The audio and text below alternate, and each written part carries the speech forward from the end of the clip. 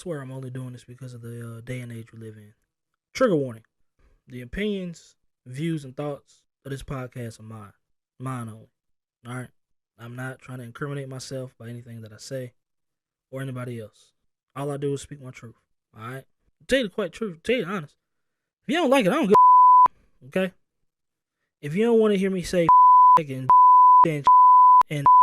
and then just don't come on the show. Or don't listen to the show. Man, enjoy the damn show. And the red button is on. Ladies and gentlemen, welcome to the very first episode of the J. Floyd podcast. He is I and I am him. I'm the host that weighs the most, J. Floyd, a.k.a. the Flizzer, a.k.a. Fleazy, a.k.a. your grandmama's grandbaby, but you know, we gonna get to that later. Oh, how can I forget philosophical Floyd when I'm on my deep shit? Philosophical, spelled with an F. Yeah, don't nobody take that shit. I got that shit trademarked. But anyway, yeah. Welcome to the first episode of the J. Floyd podcast, ladies and gentlemen. How's everybody doing? Man, fuck all this bullshit. What's cracking, y'all? How y'all living? What's going down? What's up with it? I ain't here to, really do all the little intro and who am I? Who is this little fat nigga? Man, go listen to the prelude. Prelude to tell you everything you need to know. You feel me? But yeah, man, let's get into the shits today, man. Yeah. Want to start off with a few shout outs. Sorry, my boy Kumar, owner of Cali Vapor Elite Smoke Shop, 4 different locations here in the city of Charlotte. We got a location uptown, location located in the plaza, that's where I be at. Also, location on South Boulevard, where I be at too, and one in Pineville. Any of your smoking needs, whether you need your wraps, your leaves, your papers, your cones, your glunts, stop smoking drugs out of a glass, people. That's crack. Please stop. But hey, your bongs, your edibles, whatever, my boy Kumar, he'll get you right. Those 4 different locations. Anytime you walk in, tell him J. Floyd sent you. I got you. Yes, we got backing on this show. We got sponsors on this podcast. Doing a lot of groundwork to get to this motherfucker. This shit was not cheap, nigga. Let me stop. That's for the Patreon. But yeah, Kumar, good people, man. Salute. Okay, let's get into it, man. What's on the menu for today? What we talking about today? Speaking of menu, man, I got some Chinese spare ribs downstairs that I'm cooking up. Got them slow cooking, you know what I'm saying? Yes, I do. I cook myself. I don't go to the Chinese spots no more. Love it. Used to love that shit. When I was in Winston, Mr. Lou's Chinese used to fuck that shit up. You know what I'm saying? Walk in and get the number 37. Tell them no MSG. You know, they start tripping. No MSG, no MSG. It's no MSG. Nigga, it's MSG in that bitch. I ain't dumb. Which ain't nothing but the accent seasoning. But, you know. Yeah, you know what I'm saying? Got it downstairs slow cooking them little Chinese spare ribs. You know what I'm saying? But I ain't used the red food coloring, so them shits ain't red. I don't do that. I don't put that shit in my cooking. You feel me? Oh, man. I got an inner thought. Is it racist? Let me see.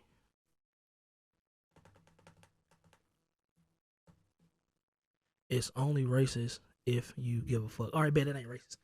So check it out. I only fuck with traditional Asian people. I don't really rock with the Americanized Asians. You know what I'm saying? Like the Lees and the Sarahs and the what's some traditional American Asian. I don't fuck with the traditional American Asians because they racist. Them motherfuckers is racist. I like, you know what I'm saying, like Miao Chang and Pyongyang. I fuck with them. You know how to spell their name and start with upside down house with the garage door halfway open.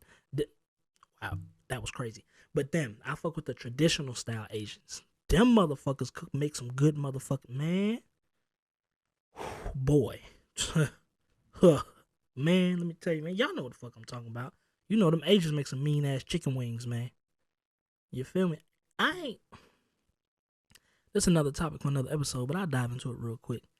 I'm willing to go out on a limb and say they fry better chicken than niggas. I'm willing to say that simply because, well, let me take that back. They fry chicken wings better than niggas. Because let's be honest, when it comes to cooking, it's our whole chicken is better. You know, the legs, the thighs, the breast, the wings, wingettes. I should say the wingettes. You know what I'm saying? But the whole wing, oh nah. Pyongyang got that shit down pat. Miao Tang, fucking that shit up. I don't do Ming Ling. Ming Ling is too common. I fuck with like I told you, the true rare-blooded Chinese. The Pyongyang. The Miao Changs. Juntao. That nigga Juntao, go crazy. And they love black people, by the way. Juntao love niggas. Oh man, you ever heard the drill Asian rap? It's trash, but hey, they bigging up niggas. These Americanized Asians, they hate niggas. The Koreans, there you go, the Koreans, they hate niggas. Oh man, I told y'all this shit was gonna be wild. But anyway, oh yeah, man, got off topic. But yeah, let's get into it. First shot for time to give another shout out. I do this every show. Well, I'm going to be doing this every show, I should say. The fans of Fleazy, you know what I'm saying? Got to shout out, got to show love where love is given. You feel me? To the fans of Fleazy. This podcast is for all niggas who girlfriend come up to their job because she heard laughing in the background when y'all was on the phone. She come up to your job for about 3 hours and just sit in the parking lot. Or, you know what I'm saying, if you work at Burger King or some type shit, she'll sit in the lobby all fucking day because she heard laughing in the background. She heard them bitches in the back that's supposed to be washing dishes laughing. And you know baby don't play that. Nigga, you know your girl crazy. You know she a nut. And it's always the little short joints too. Y'all ever notice that? It be them chicks that's like, what Lloyd said, 5'2"? Them 5'2" under chicks be nutty. Cause let's be honest, bro. Like, you look kind of wild. You 5'11". And you out here like tripping for real. Like, come on now, that looks kind of wild. Yes, I judge on height too. Ladies, y'all want to judge niggas under 6 feet? I judge women under 5'2". Y'all nutty. Crazy. Come up to that nigga job. That man got a good job. He take care of everything, and you want to come up there because you heard laughing in the background. Them bitches need to know I'm crazy. You not crazy for real. You not. You only crazy in the house. You not crazy outside. You not gonna fight none of them bitches, baby. Hush. You not. You not gonna fight none of them hoes. But niggas, hey man, I fuck with you. I rock with you. You feel me? Like, I got y'all's back. I support y'all the whole time because I know what it's like being with a nutty joint. I know what that's like. Like, y'all ever wake up and she just, like, you ever wake up to her staring at you sleep? Bruh, for no reason. Like, she just looking at you. And it's not like a staring at you from, no, I take that back because I've been in this situation too. If she's like up close staring at you, that ain't really too much to worry about. It ain't too much to worry about. What's scary is when she's standing by the door staring at you. Like, she's keeping a distance on purpose, watching you sleep. That's the bitch you need to run away from, dog. Run, bro. Hey, y'all can't see it because oh yeah, this is another audio only pod. I'm not doing visuals until episode 10 when I start bringing my niggas on. You feel me? Alex, yeah. You feel better now, nigga? But but I'm pointing at the door, nigga. Run that away. Go that away, my nigga. That bitch is crazy. And don't worry, I always flip it. You know what I'm saying? I never like to single anybody out. I never do that on this show. I will never, ever do that on this show because, you know, we got to show love. Ladies. Okay, fans of Fleazy. Ladies. This podcast is for all the ladies who got caught cheating because your nigga snuck in your phone and turned your location on. Yeah. That's how he found out, shorty. That's how he found out. He snuck into your phone while you was in the bathroom and he turned your location on. And that's how he knew. Yeah, I know. You ain't know how to break up with bruh because you know that nigga nutty too. And you ain't want to have to deal with that. And I understand, baby. Hey, I fuck with you, shorty. I'm here for you. You know what I'm saying? But yeah, that's how he found out. Because he asked your friend several times, and she didn't dime you out. She didn't. That nigga snuck into your phone and saw your location. And no, that wasn't the first time that he popped up on you, neither. That was like the 8th time. It's just that time it was enough for him. He said enough is enough this time. You know those first couple of dates you went out with old boy? He was there. Your nigga was there. He was in the cut, chilling. He borrowed his homeboy. I'm going to tell you what happened. I'm going to paint a picture for you, baby. I got you. Listen.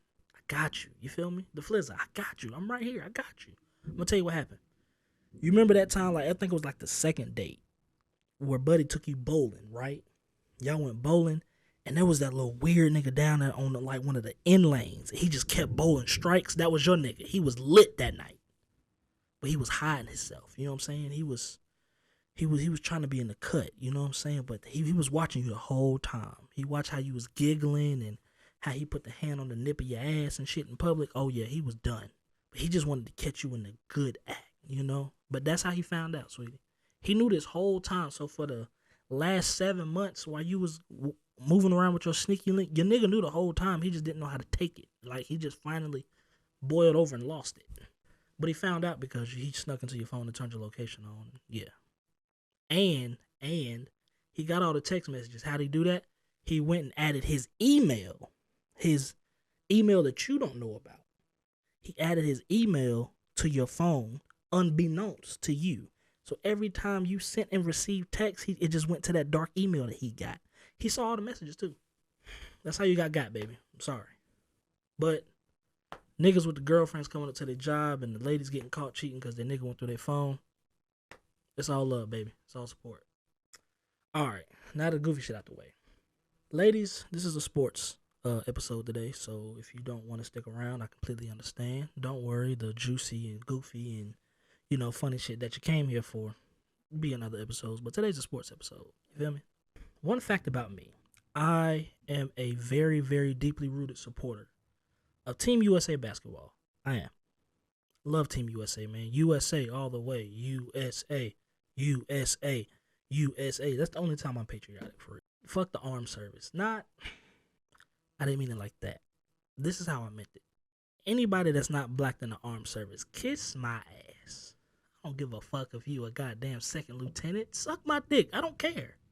I don't give a fuck. I don't give a shit. To all my brothers that's in the army, all my sisters that's in the army, y'all got my full support over here. I salute the troops. Thank you for your service. You feel what I'm saying? Especially the niggas who just went to the army to get married, to get them benefits. Yeah, I know about them benefits. Shout out to my boy. I ain't gonna say his name, but shout out to my boy. He got 2 beautiful girls right now. 2 beautiful little daughters. Nigga, I know why you got married. Nigga. I love you, boy, but I know why you got married, nigga. That shit was smart. But, yeah. Outside of that, man, fuck the armed service, nigga. Fuck that bullshit. Especially the ones who get out and try to become like cops and shit and law enforcement. Them the fucking dickheads, man. Fucking dickheads. Quick background, if y'all didn't know, I used to be a bounty hunter. I did that shit for about a year and a half, 2 years. Them niggas is dicks. They pussy, too. Can't shoot worth of shit. You was in the army and you come to the guy and you can't shoot with. Oh, man. Whole nother topic for another day. I ain't finna talk about that. We ain't getting to no gunfight. we ain't gonna do that. But them niggas can't shoot for shit. Can't keep up with shit. Couldn't hit the target if they tried. But I've seen it too many times. But anyway, I am a true Team USA supporter. Right? But me personally, I feel like this may be because we've been dominant so much that we never truly had to. I personally feel like, remember, let me start this out before I deep dive. Remember the saying of this podcast. Go back and listen to the prelude if you don't know. Remember, on this show, if you don't like what I like, then pull up. Let's talk about it. I will start having guests after episode 10. I'll start having guests. 1 through 10 is solo dolo, all me. But if you don't like what I like, then pull up. Let's talk about it. You know what I'm saying? Quick little rundown. You give me your stats, I give you mine. You know what I'm saying? We come to a conclusion. You feel me? That's with anything. Sports, music, life, relationship. It don't matter. If you don't like what I like, pull up. Let's talk about it. All right, now let's get into it. I personally don't think that we have truly put together our very, very best team from top to bottom. I don't think we have. And like I said, maybe that's probably because, one of the reasons, guys have to want to do it, want to commit to do it. Because, playing in FIFA and playing in the Olympics, you're feeding right into the season coming up. You feel what I'm saying? So it's understandable that guys want to rest, take a break in the off season. I get it. 82-game season, dog. They play from, especially those who make deep playoff runs, they're playing from October, not even October, starting in September with training camp. They're playing from September to fucking May, June. The finals are in June. So let's say you make a deep playoff run, you're playing from September to May. So it makes sense that, guys don't really want to commit to that. I get that. But with that being a factor, I feel like we as a country have not put together our top to bottom absolute best team. And I'm gonna, you know what I'm saying, go through the motions and let you know what's up with it. You know what I'm saying? If you rocking with how a nigga feel, that's cool. If not, I don't give a fuck. It is what it is. So, brief little rundown. We've been to the Olympics for basketball 19 times. Out of those 19 times, we've had 16 gold medals. I think the only time we've lost was 88, 04, and I think 72. Yeah, 72, 88, and 04 were the only times we lost. And I believe 72 was the silver, 88 and 04 were the bronze, I believe. Yeah, that's what it was, man. And of those 16 times, like I said, 16 out of 19 gold medals, hey, it's pretty fucking dominant. And of course, y'all know the history, but hey, fuck it. If you don't know, I'm here to get it to you. 92 was when we started using professional athletes to play because everybody else was using their professionals. So why not use ours? Now, in my opinion, if we're giving orders of best teams, now I'm starting at 92 because I'm starting from when we were able to use professionals. I feel like so far as what's on paper from top to bottom, 92 is the best team. Dream team. It is. As far as what's been given to us, it's 92. 92 has been the best team, that dream team, bro. I mean, at guards, you had Magic, Stockton, Jordan, and Drexler. Those were the guards. You feel me? The forwards was Bird, Pippen, Mullen, Barkley, and Malone. Those were the forwards. And the centers was Ewing and Robinson. Now, my opinion, reason why Dream Team is better than all the other teams we've had is because of those bigs, bro. Those bigs, those forwards and centers that they had, bro, just the way they got, man. Dog, Ewing and Robinson ran the fucking floor. And that wasn't even truly Larry Bird for real. That was Bad Back Bird. Bad Back Bird. I'm gonna find a way to use that shit on goddamn TikTok or something. I don't know. I'll figure it out. Bad Back Bird. That's who that was. Now, I personally feel like, oh yeah, I left out Christian Laettner. Christian Laettner's on that team too, y'all. Should have been Shaq, which I'm about to get into, but yeah. Now, even though that was the best team from top to bottom based off all the other teams we've had, I still think that wasn't even the best team that they could have put together. I think you remove Christian Laettner and place Shaq. At the time, they got the best college player on that team, which, yes, side note, I'm a diehard Duke fan. All right, fuck Chapel Hill, ugly ass color. I'm a diehard Duke fan. Christian Laettner was not better than Shaq, bro, at that time. He wasn't. Christian Laettner had the hype, and he had the backing. Duke is Duke, bro. It's Duke. It's Duke. Duke is the bigger backing than LSU. Shaq was the better player than Laettner. Shaq should have been on that team. So that replace Laettner with Shaq. Also, of course, we know the drama with Jordan and Isaiah Thomas. So as far as guard play goes, their guards were fine. A lot of niggas, especially my generation, sleep on John Stockton. John Stockton was him. He's in my top 10 point guard list. Another episode for another day. He's in my top 10 point guard list. He is. John Stockton was him. John Stockton was nice as shit. A lot of people like to throw dirt on John Stockton. A lot of people like to hold the thing over John Stockton's head that he had Karl Malone his whole career. No, nigga, Karl Malone had him. And that's kind of fucked up to say because Karl Malone was a dog.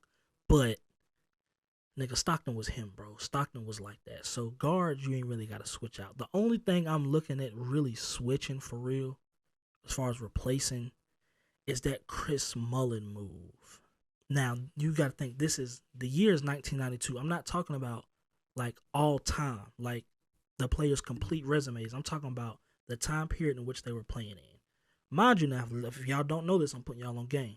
In 92, the absolute two best players in the league at that time was Jordan and Barkley. It was Michael Jordan and Charles Barkley were the two best players in the league at the year is 1992. Charles Barkley and Magic Jordan Michael Jordan are the two best players in the league at the time. Now, in 92, I've done my research, I've watched my film, I've watched games, I've studied stats, I've looked at moments they've had. I feel like in 1992, Reggie Miller was better than Chris Mullin. I do. I feel like in 92, Reggie was better than Chris Mullin, bro. I really do feel like that. Granted, at the time, Chris Mullin, if not better than Reggie, right behind Reggie at being the best shooter in the league at the time. At the time, him and Reggie were the best shooters in the league. Like, no debate. No debate, bro. It was Chris Mullin and Reggie Miller. But I personally feel like take Mullin out, put Reggie in. That's just my opinion. You feel me? And like I said, if you don't like what I like, I don't give a fuck. I don't give a fuck, bro. If you don't like what I like, I don't give a fuck, bro. Just pull up and let's talk about it. You feel me? Just pull up and let's talk about it. But take Mullin out, put Reggie in, bro. Reggie in 92 was... he was like that, nigga. Reggie was like that, bro. He was. He was now. That's the 92 team. Like I said, for what we were given, top to bottom, that's the best team, right? After that, to me, I truly can't decide between the Redeem team of 08 and the 2012 team.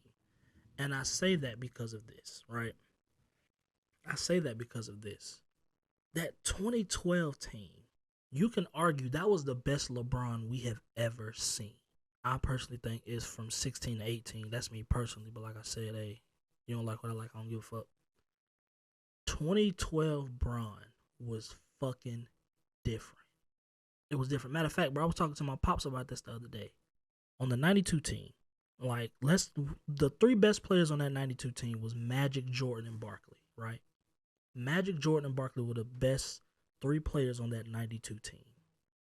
Them niggas cannot see Kobe, Bron, and KD from 2012. No. And a lot of people say that 92 Jordan is the best version of Jordan we've ever seen.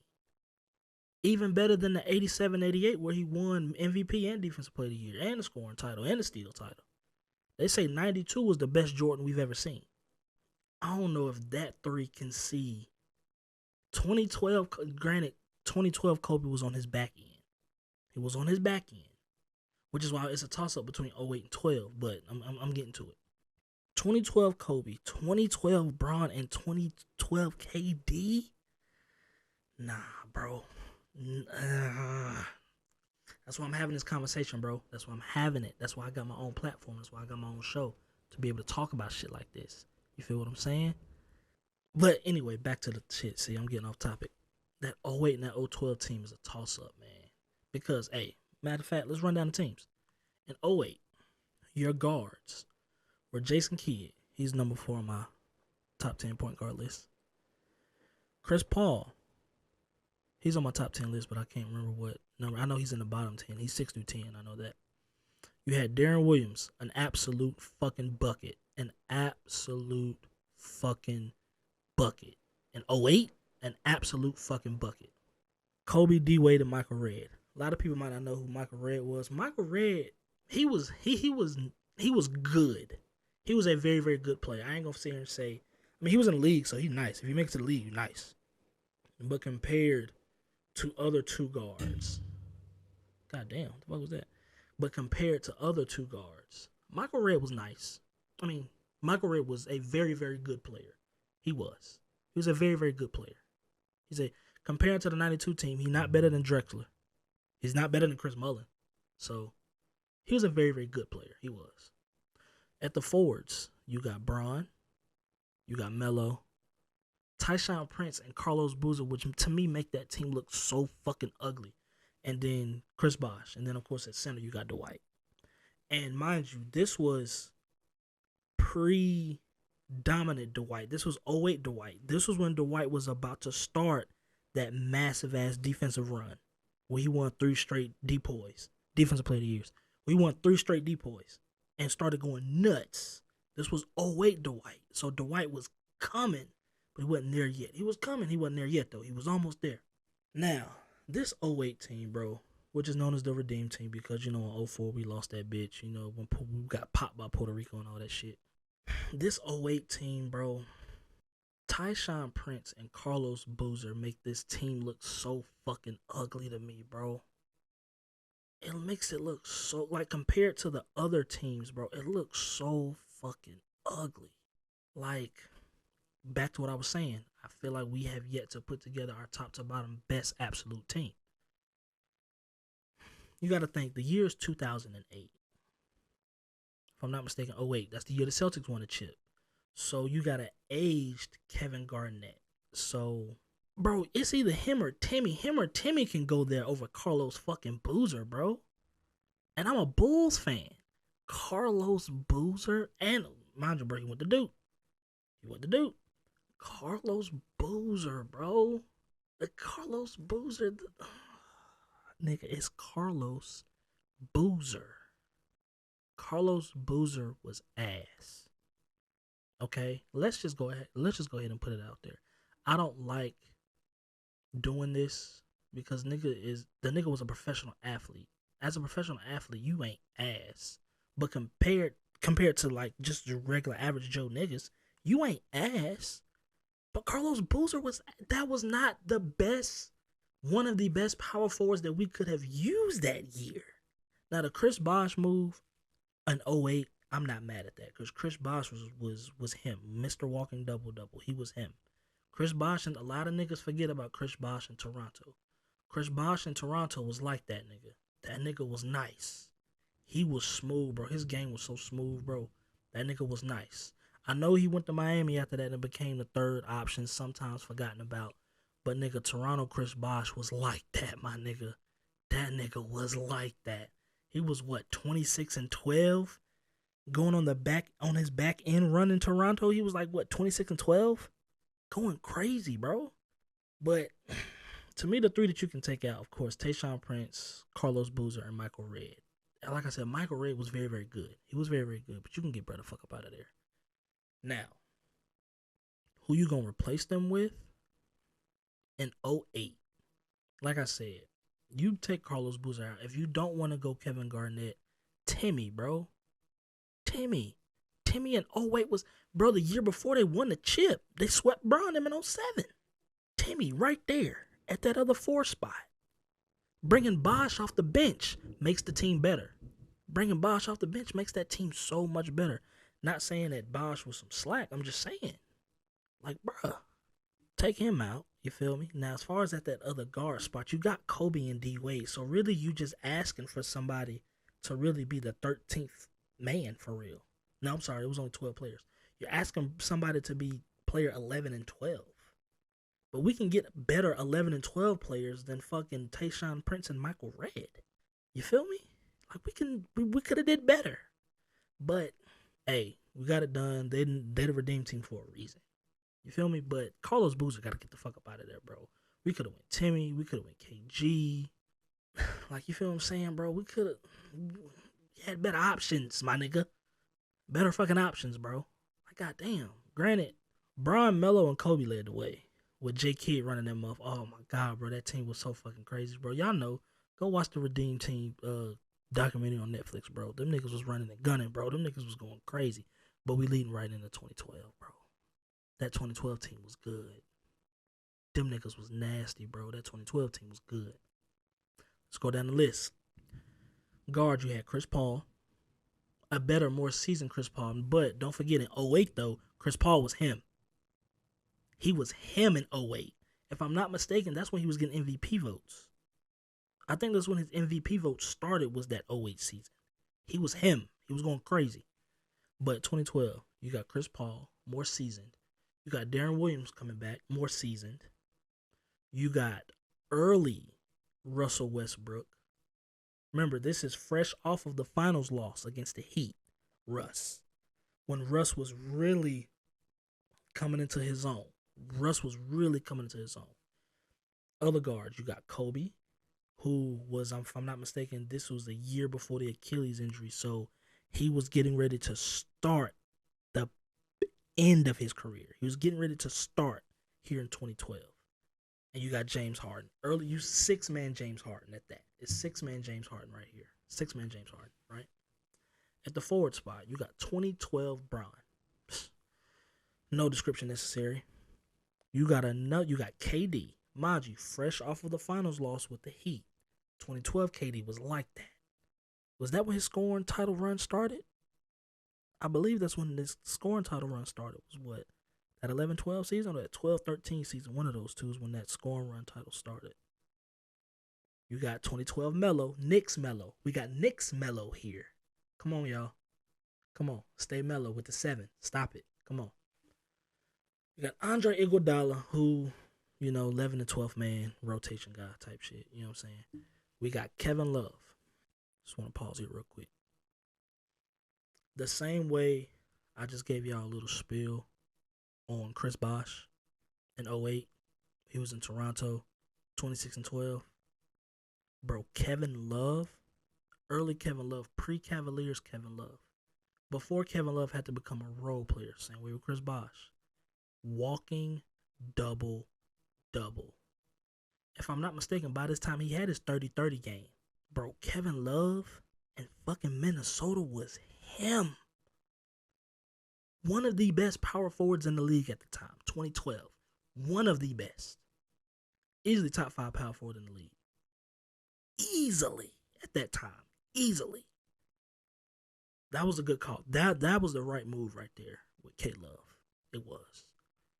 Go back and watch the tapes, bro. Whoa, all these little basketball knowledge niggas who really learn the game from playing 2K for real, because these niggas didn't hoop.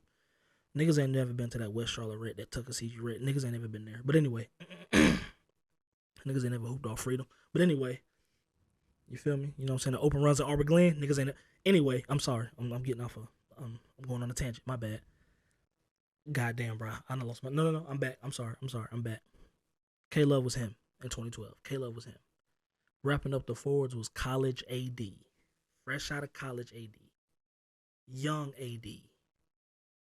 Badly need braces AD. Defensive anchor AD. So, Burke could have been replaced, but, it's all good.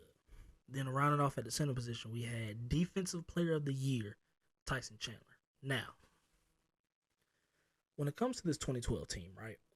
The only thing that I would change here, now granted, like I said before I started this whole thing, some players choose to sit out, take the break off season, but I failed to mention some are because of injuries, right? I would have loved to seen 2012 Dwight Howard with this fucking team. Nothing wrong with Tyson Chandler. Take Anthony Davis off this team and insert 2012 Dwight Howard on this fucking team, bro. Keep Tyson Chandler. Because at all times, you have a dominant defensive presence in the game. Of course, you're not going to start the two. Start Dwight, bring Tyson off the bench. At all times, bro, you have a dominant defensive presence in the paint at all times. That makes that lineup of KD, Melo, Bron more lethal. Because one of them can play the 4. At that time, Bron was playing the 4. No, Melo was playing more 4 when it came to Olympics type shit. But at any given time when you got Bron, KD, and Melo in the game, and you got either Chandler or 2012 Dwight in the game, bro, stop talking to me, bro. Stop talking to me, dog. And the only other replacement that I would make on this team, I love Iggy, bro. Iggy is a locker room type of guy. If you don't know what that means he's a good source. He's a good source to have around a team, right? But this is the Olympics, my nigga. We don't need fucking encouragement, nigga. We don't need that. I say remove Iggy and bring back D-Wade. Granted, fresh off a championship, D-Wade ain't have to play. I get it. Like I said, bro, hey, let me kick it, chill, spend time with the family, kids and shit. You know what I'm saying? But remove AD, put a healthy 2012 Dwight Howard. Because remember, this when he had that back surgery and shit, but we talking like, bro, healthy. So remove Iggy, remove AD, insert Wade, insert Dwight. That 2012 team, they can look at the 92 team, but the only mismatch is going to be that guard play. That's the only mismatch is going to be that guard play, bro. 92 Mike and 2012 Kobe. Come on, bro. 92 Mike. Not taking nothing away from Kobe. Kobe is him. Not taking nothing away from Kobe. But 2012 Kobe and 92 Mike. I'm taking 92 Mike. 8 days a week. Magic is Magic, bro. Darren Williams or Chris Paul can't do nothing with Magic. Although Magic wasn't looking to score, but the way he affected the game, it's still like you still had to like do something with that. You still got to do something with that. You feel me? But I feel like that would come third on my what if best Olympic team list. If you make the changes that I just said make, that 2012 team comes third. Now, before I really deep dive and tell niggas what's really up, that 96 team and that 2000 team, they were great collective teams. They was.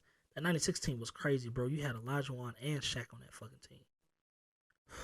Olajuwon, not fresh off, but low key fresh off of 2 chips, Defensive Player of the Year, MVP, and you got Shaq 4 years into the league, still running and gunning.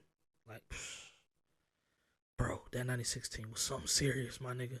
That 96 team, as a team, as a collective, that team was tough, bro. You had Reggie Miller, you had Gary Payton, like Barkley came back, Pippen came back.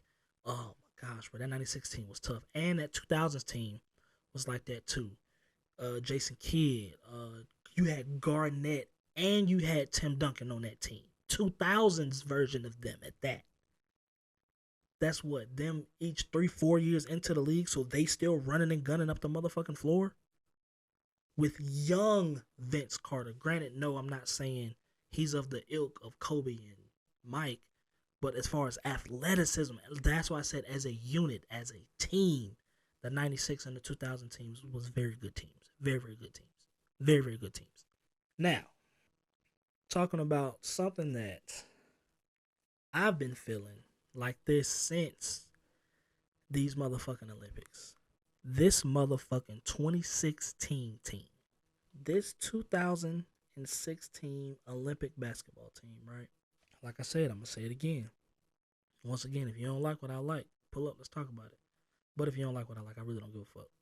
I personally feel like 2016 would have been the opportunity for us to have the best Olympic team we've ever seen. I personally feel that in 2016. That was the absolute, that would have been the absolute best Olympic team we've ever seen, right? Now, of course, I'm going to go down the list and give you what we had, and I'm going to tell you what we should have had. Going down the list, right? Yeah, Jimmy Butler. Now, mind you, y'all, this is 2016. This is 2016. You had Jimmy Butler, who was on the Bulls still at the time. Yes, he was still on the Bulls. Still on the Bulls, so remember Jimmy from the Bulls? He was cool. He's Michael Redd-ish right here. Jimmy Butler on the Bulls is Michael Redd-ish for that 08 team. That's who Jimmy Butler is. He's Michael Redd-ish. You feel me? Kevin Durant, DeAndre Jordan, who at the time was the best rebounder in the game. So as far as playing these Euro guys, come on, bro, you need bigs. So that pick makes sense. I'm not taking nothing away from that. Kyle Lowry, ill. Harrison Barnes, ill. DeMar DeRozan, eh. This is 2016, eh. His name is LeBronto for a reason. But anyway, Kyrie Irving, fresh off of a 3-1 comeback. Kyrie, mind y'all, this is 2016. This is 2016. 2016. Fresh off of a 3-1 comeback. You had Klay Thompson. This is when that year, 2016, that's when Game 6 Klay was birthed. Game 6 Klay was birthed that year, right? So you know who you got with that. You got DeMarcus Cousins. I mean, if y'all don't remember, DeMarcus Cousins with the fucking Kings. I know I went on my spiel about Chris Bosh with the Raptors and Kevin Love with the Timberwolves. DeMarcus Cousins with the fucking Kings? Didn't bro put up a 50 and 20? Ugh. Y'all should see my face right now. Ugh. Nigga. Ugh. You had Paul George. Still Pacers Paul George, though. And if I'm not mistaken, he done made the number switch. He's 13 now, if I'm not mistaken. Yeah, he's PG-13 now. He went from 24 to PG-13. When he made that number switch, he started tripping in a good way, I mean. Gameplay went crazy. One of the best perimeter defenders in the game at the time. Remember that. Because that's important. Remember that. Draymond Green, who arguably at the time, 2016 Draymond Green, who arguably at the time is probably the second best defensive player in the game at the time. 2016 Draymond, probably the second best all around. No, the best all around defender in the game at the time, all around perimeter, post. You know what I'm saying? Can guard anybody. Come, you know what I'm saying? It was Draymond, and then you ended with Melo, right? Still on the Knicks, still stay Melo. With the 7, still stay Melo. Now that's that 2016 team. Now here's what really chaps my ass about this shit. This was the opportunity, bro, for us to really put out the absolute best Olympic team we have ever seen. And it didn't happen. And this was because of truly guys just saying, hey, I want to chill. You know what I'm saying? I want to kick it this offseason. I want to enjoy this offseason. Which is absolutely nothing wrong with that, bro. It's nothing wrong with kicking it in the offseason, bro. It's a long season. It's a long season, bro. But, man, I get, bro, anytime I get the opportunity to talk about this shit, to think about this shit, but, bro, I've been talking about this shit since, like, 2017, 2018. I got homies that have vouched for this, bro. I could just be kicking it with the homies, and I'll randomly just bring this shit up. Just off the whim. But, man, all right, here we go. We're about to bust this. I'm about to bust this bitch all the way down. Jimmy Butler, get Jimmy Butler the fuck out of here. Get Kyle Lowry the fuck out of here. Get Harrison Barnes the fuck out of here. Get DeMar DeRozan the fuck out of here. Y'all not gonna like this, but get Melo the fuck out of here. Yeah, I know. 2016, Melo still get busy. He still gets busy. He does. He still get busy. He does, but chill out. Now, this is what the team looks like now. Kevin Durant. No, I'm sorry. I'm gonna start from the top. This is what the team looks like now. Kevin Durant. No, I'm sorry. Steph Curry. 2016 now, y'all. Mind you, I'm saying 2016, so I want y'all to see what the fuck I'm talking about. This is the 2016 version of these players that I'm naming y'all. You start the list at Steph Curry, the first ever unanimous MVP. He did that in 2016. 73-9. He did that. Steph Curry, Kevin Durant. Mind y'all, this was the summer Kevin went to Golden State. It happened this summer, 2016. It happened that summer. So listen to this team I'm really about to give y'all, bro. Like, listen to this fucking team. Steph Curry, Kevin Durant, LeBron. 2016 just got back down from 3-1 LeBron. LeBron James, DeAndre Jordan, Kawhi Leonard. Kawhi Leonard was the best perimeter defender in the game at the time. So now you insert him to these niggas, and I'm still not done. Kyrie, Clay, Boogie, DeMarcus Cousins, Paul George. You keep Paul George. You keep Draymond Green. Insert 2016 Anthony Davis. Bro, y'all saw what they looked like for 2 years together, AD and DeMarcus Cousins. Y'all saw what that looked like in New Orleans together. So now, bro, your bigs on this team is DeMarcus Cousins, Anthony Davis, Andre Jordan, and you keep Draymond. As far as a defensive presence type shit, even if you want to make him the rotation guy, you keep Draymond. Right? Now, this is the only struggle that I have when it came to choosing between... No, I'm sorry. I had them both on there. I'm tripping, y'all. I had a fucking brain fart. Now add 2016 Russell Westbrook and 2016 James Harden. That's the best Olympic team we would have ever fucking had. That team that I just gave you right there. That team that I just gave you. I'm going to run it down one more time. It's 12 slots. Run it down one more time.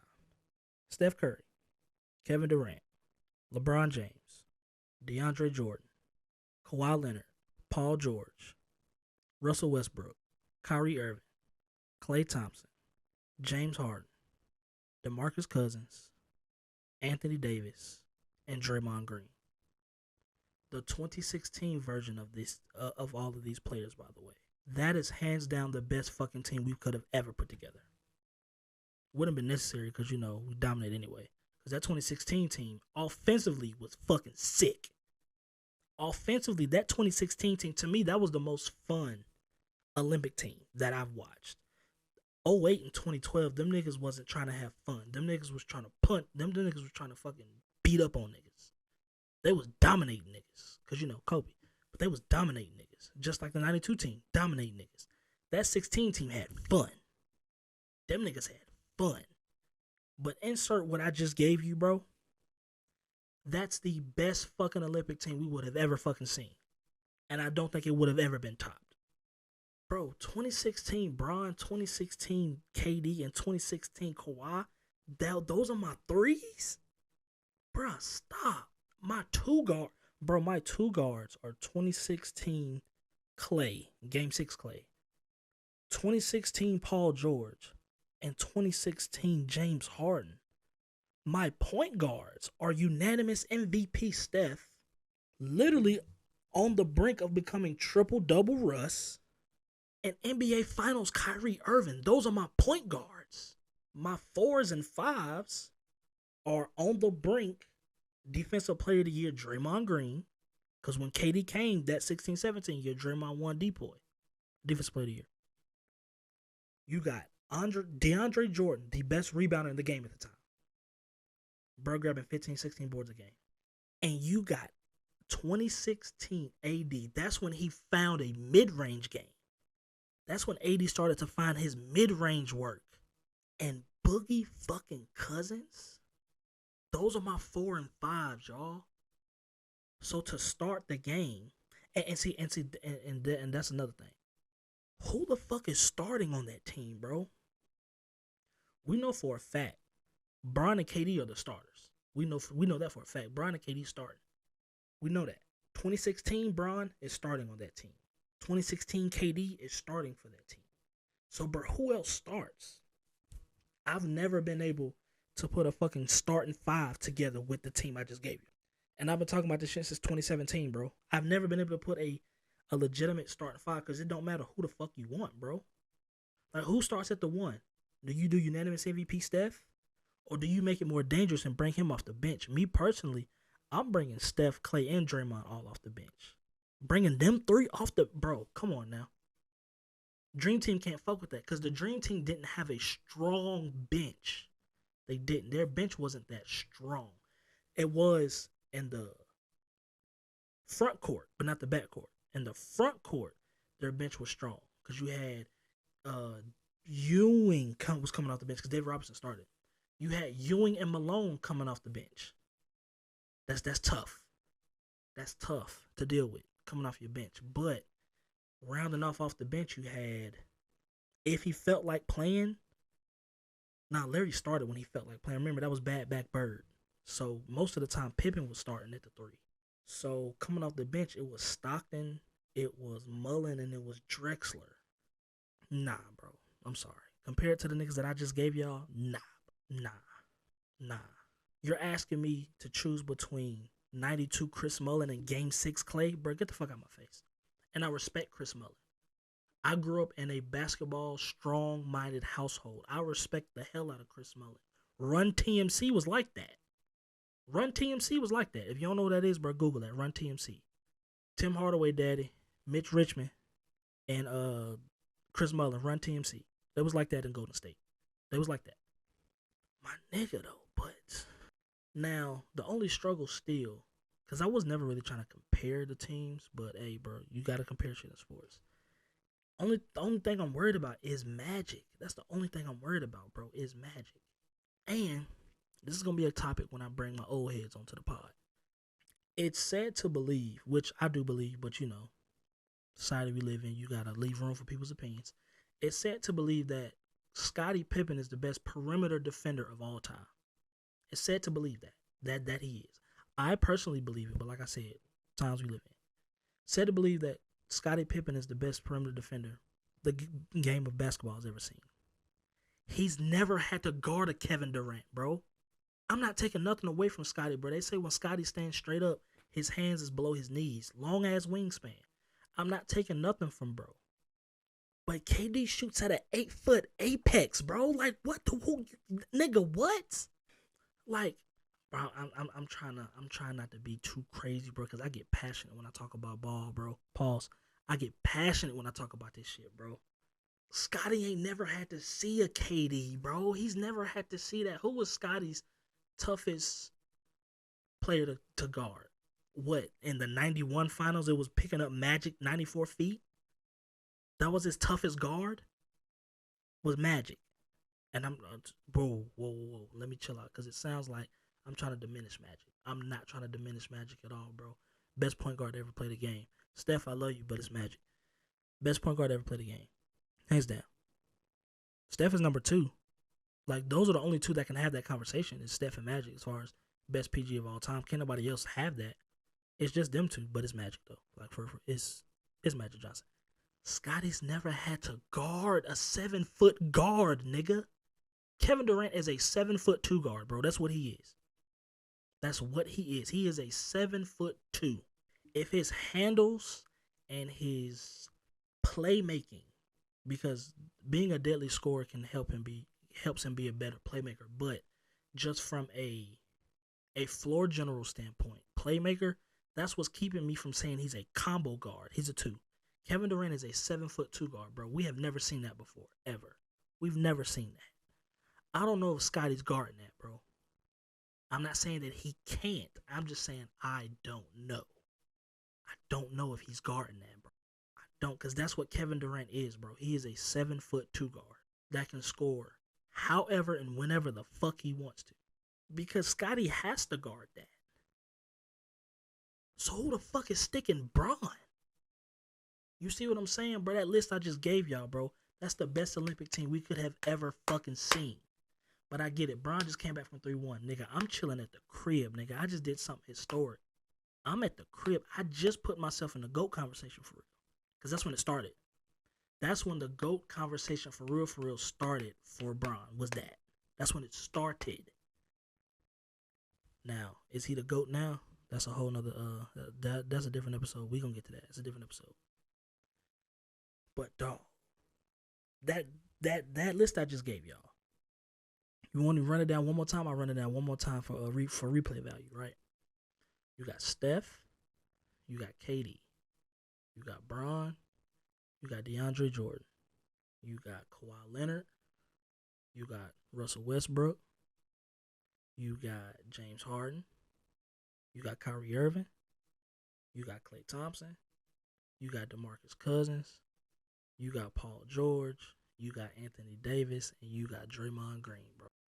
Hey, if anybody wants to refute that, argue that, saying, Jay, you tripping, then the Dream Team's still better than that, bro, I will happily, bro, just pull up. We can happily talk about it, bro. Just pull up. But, bro, that was the opportunity, I think, for us to have the best Olympic team ever. But, hey, bro, we're so dominant that we don't need it, bro. We don't need it. We're so dominant, bro, that we don't fucking need that shit, bro. We don't need it one bit. Damn, bro, I'm almost at an hour, nigga. I was just goddamn ranting like a motherfucker, bro. Goddamn. I ain't gonna keep y'all too much longer. Oh man, let's end this. Let's end this the right way. This FIBA World Cup team we got right now, man. If y'all been keeping up with me on Twitter, them motherfuckers look great. I said in the beginning, I had to see how they played together first. I said in the very beginning when I first watched them niggas. I said I said I have to see how they look together. But on paper, they look like a very good defensive team. The only thing I had that I was iffy about, I'll admit, I didn't know if it was going to be enough balls. Pause. I didn't know if it was going to be enough balls for Brandon Ingram and Anthony Edwards together. I didn't know how that was going to work. One of my biggest worries were if them two together was going to work, but in the beginning, Steve Kerr didn't start, bro, which I thought was stupid because you got to start Anthony Edwards. You have to. As far as being a pure scorer, he's the best scorer on the team. He's a better scorer than B.I. He is. He's a better scorer than B.I. But B.I. demands the ball to where he can be the best scorer. That was one of the things I was worried about, number one. Number two, I was worried about Steve Kerr's rotation. Because, Steve Kerr made that small ball shit D'Antoni did with the Suns in 2007. But anyway, In today's time, Steve Kerr made that small ball shit work. And playing these fucking Euro teams, you gotta have bigs. That's why I like that move of that big boy from Utah. I like that. Big bodies, bro. We gotta have bigs. But niggas don't know my fucking sleeper. The nigga who Zion is supposed to be. The nigga that people thought Zion was gonna be. Paolo, who will be my 2K build this year, by the way. All my niggas in the pro-am. Hey, yeah. I said I was gonna wait to tell y'all when 2K24 drop next week. But I'm making a Paolo build this year. To me, bro, Paolo's the one. He's the one. He's him, bro. Paolo is him. He's him. Told y'all in the beginning of the show, I'm a diehard Duke fan. Paolo's him, bro. He's him. He's him. He's Himothy, bro. Paolo is that nigga. But I was worried about that, though. I was worried how Steve Kerr was going to play him in the rotation because, he the young nigga. You know what I'm saying? You don't want to, team continuity type shit. But these niggas don't give a fuck. These niggas don't care. That's why Paolo's working well. Another thing I was worried about, I felt like Jalen Brunson was going to be too ball dominant for this team, but it works perfect because anytime Jalen Brunson is on the floor, he has either Malik Bridges or he has Josh Hart, two guys who don't demand the ball. They don't demand the ball at all. So that's more shots for bruh. That's more shots for Brunson.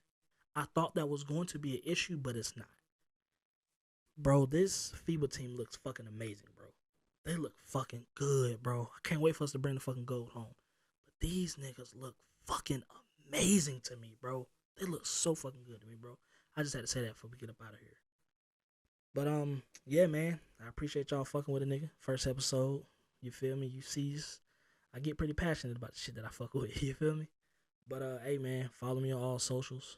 Fleazy out of here on Instagram, Twitter, TikTok, J Floyd Network on YouTube.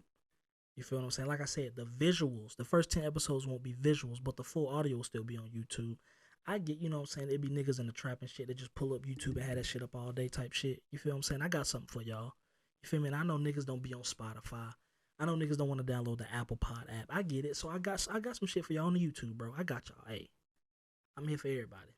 But hey, man, love, peace, chicken grease. I appreciate y'all showing support, pulling up on your nigga. You know what I'm saying? Fleazy out of here. This is my daddy house.